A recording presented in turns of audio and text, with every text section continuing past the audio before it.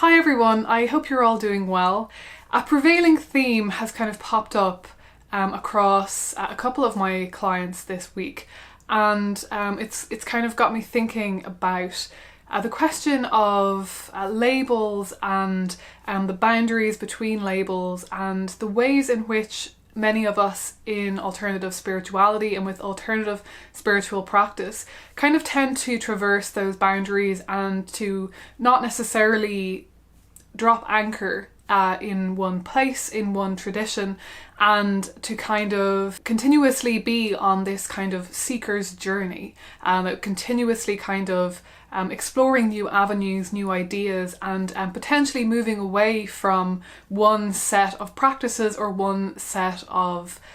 beliefs even, one set of symbols maybe, and moving towards another. And even those of us who might actually be more relatively stable. I don't use stable as a sort of to kind of denote something more positive here, just as something kind of more unchanging over time. For those of us who might have a spiritual practice or a set of beliefs that kind of remains relatively static over time, even for us, a lot of the time we have spiritual practices that don't necessarily feel like they fit into one category or another. And this is just incredibly common across this community. I think maybe especially amongst my own subscribers, this will kind of depend on the community, I suppose. I mean, there will definitely be communities on here, on YouTube, across the kind of alternative spiritual community where there may be people who are predominantly Wiccan or people who are predominantly comfortable with the label pagan, and so on and so forth. I think here in my own community, kind of mini community within the community, a lot of us are kind of more traversing those boundaries, straddling those boundaries. We're kind of between one thing and another and drawing on a lot of different ideas, and this is probably just because this is something that has been my own experience. I have kind of almost made a spiritual career of not fitting in, not feeling like any one particular tradition or set of beliefs and practices is a perfect fit for me, and so therefore my entire spiritual practice, especially for the first kind of 5 years after I came back to my spirituality, it was really an act of sort of piecing something together and figuring something out that didn't necessarily look like things that other people were doing. And I did make that a series of videos on YouTube before called Paving Your Own Path. I do also have an audio series, a kind of a set of MP3 files and a workbook that I used to offer when you signed up to my newsletter. It's not currently set up that you get that, but I am going to bring that back in the future. I'm going to put it back up on my website just for anyone to download, and I'm probably going to make a new version, like maybe a kind of Paving Your Own Path 2.0, maybe more in-depth and with more episodes to it and something like that, and put that for sale on the website at some point as well, for people who maybe want to dive even deeper into that topic than I did in that sort of short free series that I made before. But if you're interested in that, there is a playlist here on the YouTube channel that has the original 4 videos. I think it's 4 anyway, 4 or 5 videos that you can watch. So, this is something that has been an ongoing concern for me. But yeah, like I said, I've noticed that it's become this kind of ongoing topic amongst my clients, and it just got me thinking about those questions again. And I just kind of wanted to briefly run through some of the kind of main issues that we might come up against when we are in this sort of mode of perpetual seekership. So this is a term that my PhD supervisor actually came up with to describe spiritual seekers who never drop anchor, that they are perpetually in this kind of process of searching and exploring and learning new things. So the first thing I really wanted to say is that I don't think I delved too much in that original kind of Paving Your Own Path series into the problems and the anxieties that we can end up facing when we are in this sort of either in a perpetual seeker kind of phase or in a phase of trying to eke our own path, figure out what on earth it is that we are up to or trying to piece together, and so on. I don't think it's something that I came back to a little bit on and off, I think, the uncertainties that we can face when we're on this journey. But I really didn't focus too much on the anxieties and the kind of identity crisis that this can bring about. So I think I'll just talk about this from my own experience a little bit. And I really just want this to be a kind of I guess kind of to help you bolster yourselves and to remind you that anything that you feel like you want to do in a spiritual context is absolutely valid, and that you don't need to seek validation from any particular group, any particular community, any particular label in order to have permission to kind of take charge of your own spiritual practice and kind of go forth with whatever it is that you feel called to do. So first of all, I think I'll talk a little bit about the problem of labels. This is something that I have discussed quite a lot in the past, but I think mostly on my blog. I know that I wrote a blog post about my struggle with the pagan label, and I even struggled. Actually, I think one of my very first blog posts, I'll link these down below if I can easily find them. I think one of my very first blog posts was actually about my struggle with the label of spiritual even. And that is something that I moved past the more that I kind of engaged with spiritual material and with a spiritual community. I became gradually more and more comfortable with that term. But initially, when I first started embarking on my journey, to kind of develop my own spiritual practice, I wasn't comfortable with the label spiritual. And this was because of my self-identity and the kind of perceptions that I had about what it was to be spiritual, what kinds of people were spiritual, and what those people believed. So I think we always have a kind of, we're always kind of identifying ourselves either a kind of against certain categories or with certain categories, and against certain people, not necessarily in a negative way, but just in a sort of self-identifying way. We are who we are because we are not certain other people, and because we are similar to, other categories of people.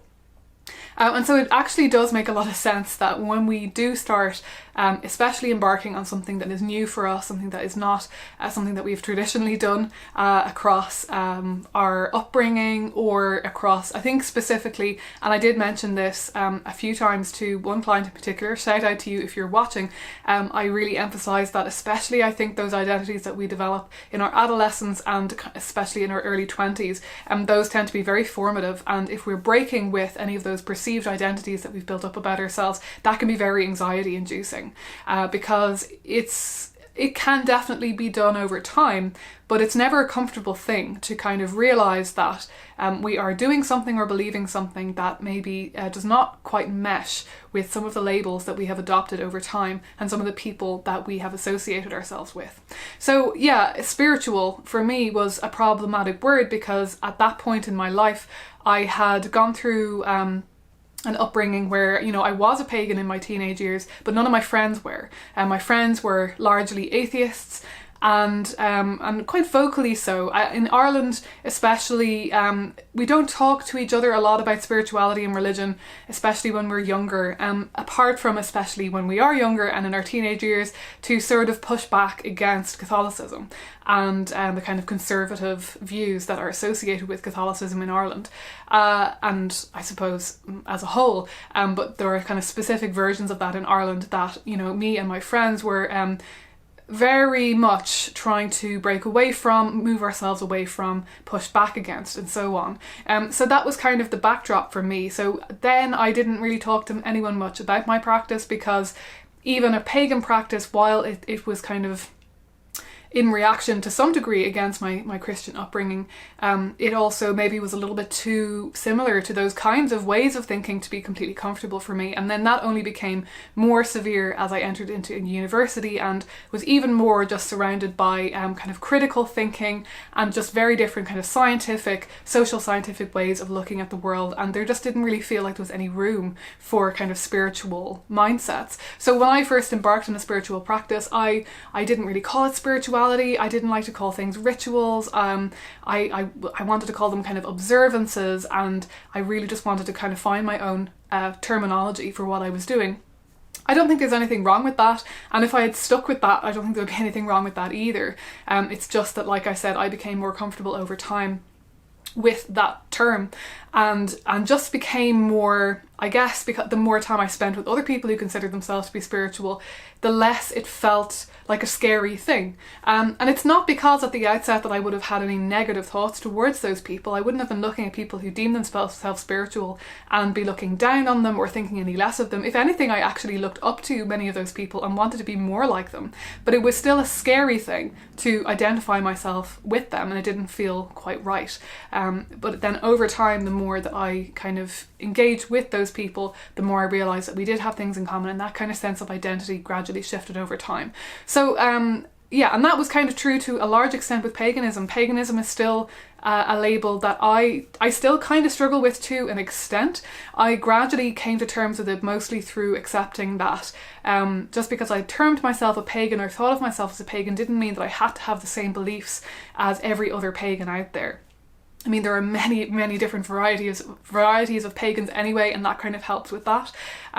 So I started to see it more that my practice is very much pagan influenced. It has been very much structured by Wicca and contemporary paganism in general, and that is something that I'm comfortable with. I can absolutely attest to the fact that my spiritual practices have all been mostly inspired by that kind of general mode of thinking. And once I kind of made that kind of separation in my own mind between belief and practice, where I kind of feel like I'm, you know, not necessarily a pagan believer, so to speak, but a pagan practitioner, that was a label that I was able to, or a distinction that made me more comfortable with identifying myself. And it kind of, I think part of it is just coming up with quick ways to explain to people. And, you know, if I'm in a situation where I feel like calling myself a pagan is going to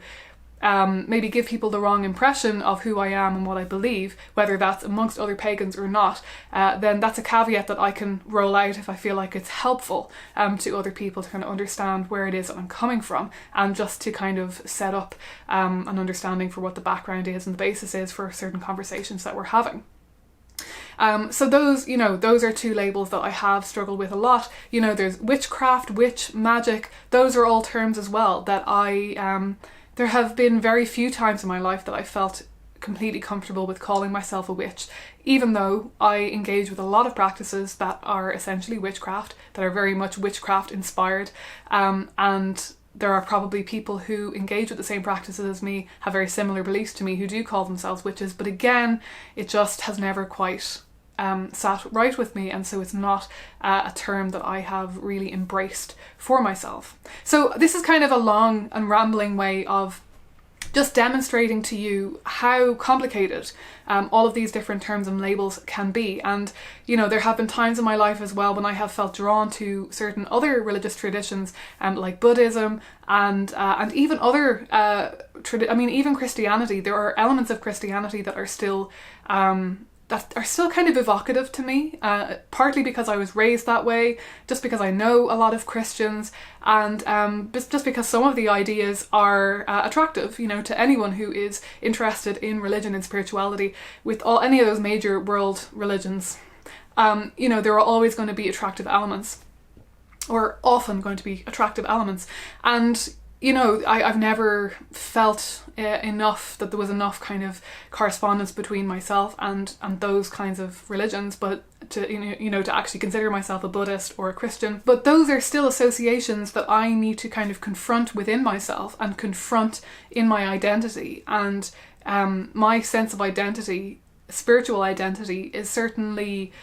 maybe somewhat shaken or comes under question somewhat every time that I might feel particularly drawn to any one kind of tradition of religion, or any one kind of label that we might associate with a specific set of beliefs or practices. So I think what I'm trying to say here is that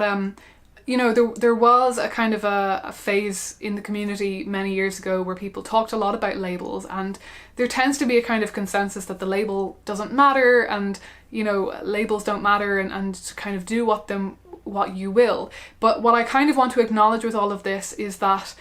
labels do actually matter. They matter to us, and they will continue to matter to us no matter how much we try to deny that. We might wish that they didn't matter, and we might not make judgments on other people based on the labels that they use. But a lot of that tends to have to be very, very conscious and consciously done. If we want to kind of accept that we don't want to associate ourselves with any particular labels, that requires a lot of conscious working through things, because unconsciously the labels are important because they do connect to our sense of self-identity and who we associate ourselves with. And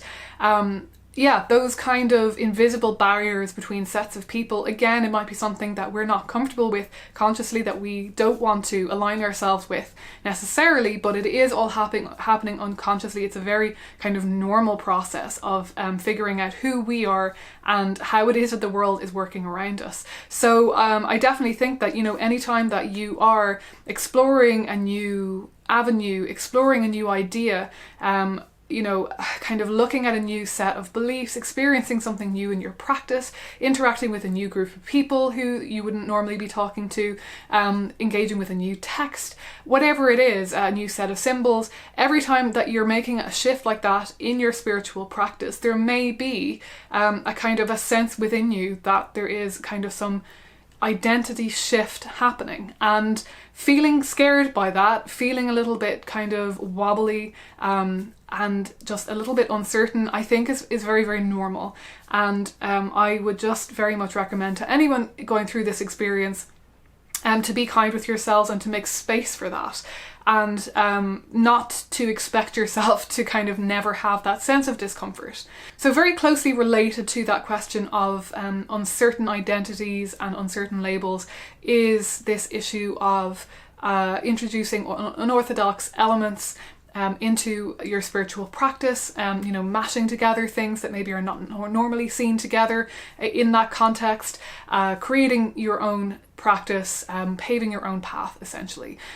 There are so many different things that can be said about this topic. I am such a huge advocate for this process. First of all, I think any of you who've been watching me for any amount of time are very, very aware of this. This is something that I have endeavoured to do myself, that I continue to do, all the time. And so I have many, many years experience of doing this, and I have helped a lot of people as well to formulate this for themselves. And there are just so many different things that I can say, but I'm going to try and keep it to just a couple of different points. Firstly, of course, is just that leading directly from what I was talking about in terms of labels and identities. When you're doing this, you are inevitably going to be kind of hitting up against a certain amount of discomfort in terms of labels and identity, because you don't have a kind of preconceived idea necessarily of what it is that you're doing. You're doing something new. You're doing something a bit different. Whether or not, I'm sure that when it comes to almost anything in the world, if you have the idea, you may be certain that many other people have had similar ideas already, and kind of no new ideas on earth and so on, or at least they're relatively rare. But that doesn't mean that we're necessarily going to feel that way, that we're going to feel like there is community around us, or something that we can kind of fall back on and kind of rest our minds into. So I think the main point that I want to make here, first of all, is just about how actually exhausting that this process can be. And I think it's easy to focus on the positives of this experience, of this endeavour, because there are many of them. I think it's a hugely empowering and creative and exciting thing to do. I'm just, as I said, a huge advocate for it, but I think it is important to note some of the challenges that can come alongside this kind of process too, because I don't want anyone to ever feel like they are missing the mark, or like you are not doing as well as other people are with this, that you're struggling, that you're lazy, that you're failing, or anything like that, because the truth is, this is quite an exhausting project. It is quite an exhausting kind of endeavour to be engaging with repeatedly over time, and especially if you fall under the category of being a sort of perpetual seeker, where you're not necessarily wanting to drop anchor in one place, where you're not necessarily going to write out one set ritual and then stick with that forever and kind of be satisfied with that forever. It can be a very kind of emotionally, energetically, creatively draining process. And I think that's completely normal. And I don't think that you should ever feel like you're failing or less than, if you're having that kind of experience. And you probably will go through phases of burnout and phases where you know, undergoing that process and even doing that practice and having those beliefs just seems like a little bit too much to kind of carry. It feels like a little bit too much to engage with, and I really think that that's totally normal. What I would recommend for this, and I have recommended in previous videos, is that you maybe have a simple fallback. I know I've made a video before where I talked a little bit about what our kind of primary practices are, what our one cornerstone practice is in our spirituality, and I would highly recommend that you always have something like that for those times when you know, maybe writing an entire new ritual or going down a new avenue of thought is just seems a little bit too overwhelming and a bit too much, so that you have something that you can kind of fall back to. I do also think that maybe having a label in your mind can be useful for these kind of times. It can be useful sometimes to be able to kind of drop anchor somewhere, just to give yourself a little bit of respite, and so that you can kind of, I don't know, weather the storm if there is a lot of kind of other turbulent stuff happening in your life, and not feel as though you're having to kind of lose that sense of yourself as a spiritual person altogether, because that is very easy to do, I think, when you are a perpetual seeker, or when you are going down a very much self-made spiritual path. But on a more straightforwardly positive note, I really just want to emphasize how much scope there is with these kinds of practices and with this kind of endeavor to really lean into your own experience and to lean into your own gnosis, your own intuition, and just to really flow with that and to really follow that without any reservation. And as I said, and this has kind of been the main point of this video, has just been to point out that there will be reservations, that it's normal for there to be reservations, for there to be stumbling blocks, for there to be doubt, and for there to be complications, and for it to be a confusing path that, you know, sometimes might not feel, the perfectionist in you might not always feel totally satisfied with the results. But I think it's really helpful to remember that any of those kind of insurmountable feelings that you might have with regards to confusion about your identity and what other people might think, and about whether or not you're going to fit into a certain community, about whether something makes sense, about whether there are kind of prior existing traditions that look like that, and are you just kind of doing something crazy and totally out of the box that doesn't even make sense, and so on. I think once you accept that all of that might be at some times difficult and might be at some times just setting up a certain amount of resistance for you, I think that the bottom line that you need to hold on to through this process is just to remind yourself that you have full permission to do this. You have absolute, full and complete permission to just follow your own experience, to enter into that experience completely, and to really give yourself over to it. I will in future videos, and I have in my Paving Your Own Path series that I talked about at the beginning of this video, I have sort of laid out more ideas for what the specifics are that you might need to work through in order to realize these kind of ideas that you have, these experiences that you have, to kind of bring them into being. But I think the main thing to kind of focus on and to remember is that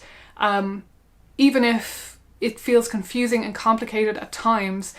to be sort of constantly on the boundaries of spiritualities, on the boundaries of these different labels and these different ideas. This really is an amazing kind of freedom and kind of creative expression that you are entering into. And the bottom line is that you don't have to answer to anyone, you don't have to answer to any existing traditions, and you know, whatever you are doing in the privacy of your own home and you know, without causing any harm to yourself or to anyone else, is fair game.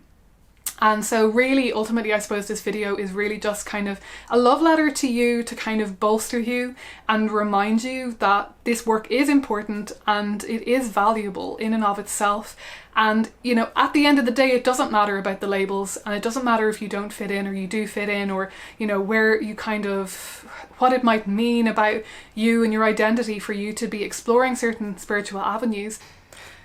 So I think I need to invest in a second battery pack and also a better lighting setup for winter. But I had pretty much said everything that I wanted to say in this video. I'll just finally reiterate that even though kind of traversing these spiritual boundaries can be tricky, it can lead to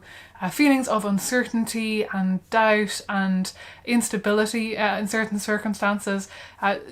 it's important to remember how valuable this is. It's important to remember how it feels when you are motivated, when you are having those intense spiritual experiences, or when things are just feeling like they're falling into place for you, when you're feeling creative, when you're feeling in the moment and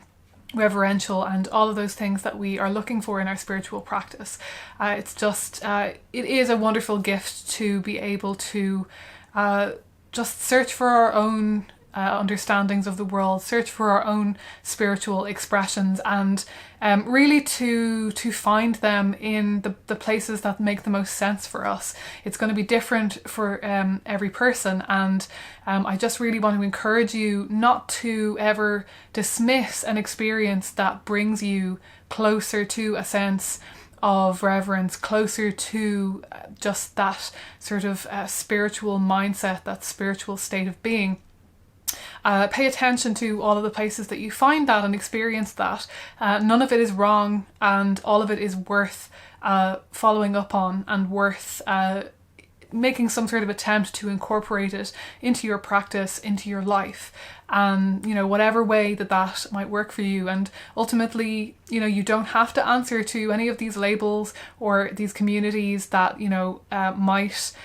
be relevant for you or not relevant for you. Ultimately you only have to answer to yourself, and as much as you might need to kind of work within those labels and identities in order to kind of work through all the things that you're feeling and all of the complications of this process, ultimately